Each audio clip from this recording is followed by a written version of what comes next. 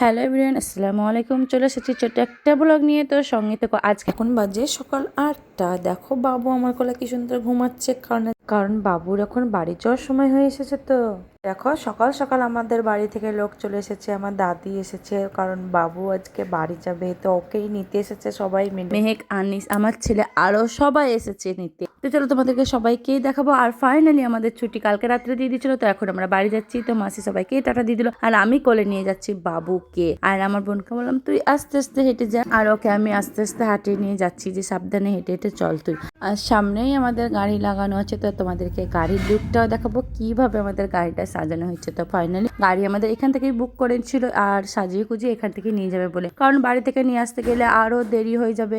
তার জন্য দেখো গাড়িটা এখনো সাজানো হয়নি, তো ফাইনাল গাড়ি সাজানো হয়েছে। কত সুন্দর লাগছে তাই না?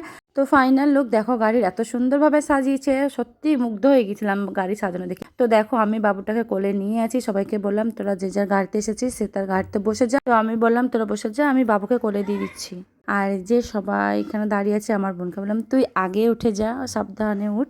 তো দেখো ও বসে গেছে গাড়িতে। এই গাড়িটায় যাবে আমার বোন, আমার দাদি, আর যাবে মেহেক আর আনিস। আর বাড়ি থেকে যে গাড়িটা এসেছিল ওটাতে আরো সবাই যাবে, সাবানা যাবে, ইয়াসমিন যাবে, আরো অনেক যারা আছে তারা যাবে। আর এখানে আমার দাদির কোলে আমি বাবুকে দিয়ে দিলাম। আর সত্যি বলতে আমার প্রচন্ড মন খারাপ ছিল, কারণ আমি ওদের সঙ্গে নগদ যেতে পারিনি, কারণ আমার কাস্টমার গুলো বারবার ফোন করছিল। তো যাই হোক, খুব মন খারাপ করছিল, কারণ প্রথম থেকে আমি ওর সঙ্গে ছিলাম। তো কিছু করার নাই, যেহেতু কাজটা আমার কাছে ইম্পর্টেন্ট বেশি। তো দেখো ওরাও বেরিয়ে পড়লো, আর আমরাও এদিক থেকে ডাইরেক্ট বহরমপুর চলে যাবো। তো দেখা হচ্ছে নেক্সট ভিডিওতে। কেমন লাগলো আমার ভিডিওটা অবশ্যই কমেন্ট করে জানিও।